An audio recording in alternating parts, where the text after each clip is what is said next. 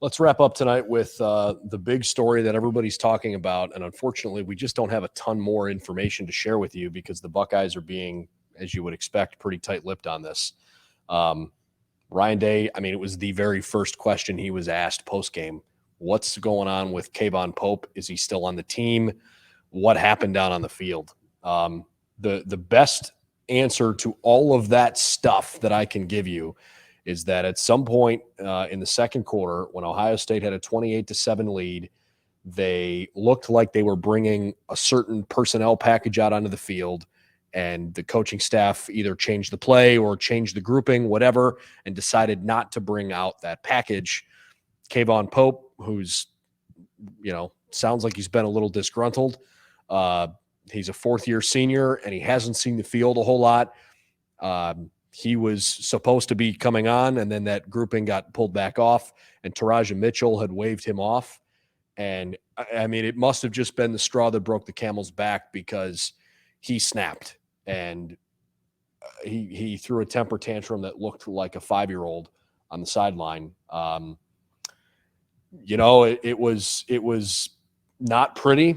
Ryan Day and Al Washington both had a fairly heated exchange with Kayvon.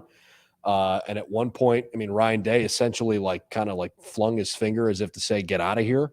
I don't think Ryan Day, I mean, I'm not going to put words in his mouth, but it didn't appear that Ryan was like, you're kicked off the team kind of thing. But Kayvon took his gloves off and he chucked him into the stands, and he was pulling his jersey off, and he was acting in a way that was not particularly amicable. Javonte Jean-Baptiste tried to calm him down. Cameron Babb tried to calm him down. Al Washington tried to calm him down. He wasn't having it. And eventually C.J. Barnett took him back to the locker room. I don't know if we've seen the last of Kayvon Pope or not. I kind of have to think that, based on the couple of tweets he sent out, one of which he's deleted, have to think that he's not going to return. Ryan Day just wouldn't talk about it. Obviously, that's the big storyline that everybody is talking about coming out of this game. Which had a final score of 52-point difference that, everybody expected. Nobody expected a second linebacker this week with Dallas Gant entering the transfer portal. I don't think anybody expected a linebacker to do what Kayvon did today. Yeah, and I mean, you don't really expect anybody to do that. I know there was a couple years ago, I believe a guy for either the Miami Dolphins or the Buffalo Bills, Vontae Davis maybe, did something very similar where he basically retired at halftime, and it was just like, wow, you put so much time and effort into things. And Kayvon specifically, he's been here for 3.5 years, been waiting his time, regardless of what goes on behind the scenes, which we obviously don't know about. And I think that that's a very important part of it is from what I've been told, that he's been disgruntled for several years now about his lack of playing time. So it's not one of those things where this is just all of a sudden a thing. He and some family members voiced some unhappiness following Minnesota when he didn't play beyond special teams. So, it's kind of one of those things like when you get to Akron, maybe I understand it. At one point, you sat here and you say to yourself, I've been playing for 3 years. I've been waiting my turn. And Dallas was in a very similar situation. Obviously, he didn't go on the field and throw his jersey and, all that kind of stuff. He kind of took a different route, and he's no longer here. But, it's just an unfortunate situation to sit there and say, we don't know all the details. But, yeah, I mean, I wish Kayvon the best. And, I hope that Ohio State is able to, and Ryan Day is able to have a conversation with him and say, air out whatever the issue is and move forward from it however they need to do that. Yeah, I guess I just have a hard time envisioning, a way that he is still here. I don't know if that's going to become an official thing where the school would say that he is not playing anymore.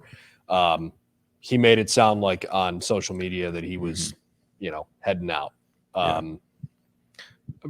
Again, I don't know Kayvon particularly well, so I'm going to reserve judgment in that regard. He obviously did not act the way you should act, and if that's the way he goes out guns blazing, then that's. I think the social media part of it is the part that kind of takes it over the top, if you will, because it's one thing to be in the heat of the moment and say I'm frustrated by whatever the situation is. Maybe you thought he was going to get more playing time. maybe he thought he was going to be a starter going into this year, because we know, all of us have talked about all offseason that they've had to replace 4 starters, and then they kind of switched to, well, they did play 4 linebackers for a good amount of games last year, and then to go back to 2 this year, and just kind of have a different defensive front, that has to be frustrating for him. But at the same time, there's a way to act on the field, there's a way to act in public and those kind of things, and I don't think that he did that.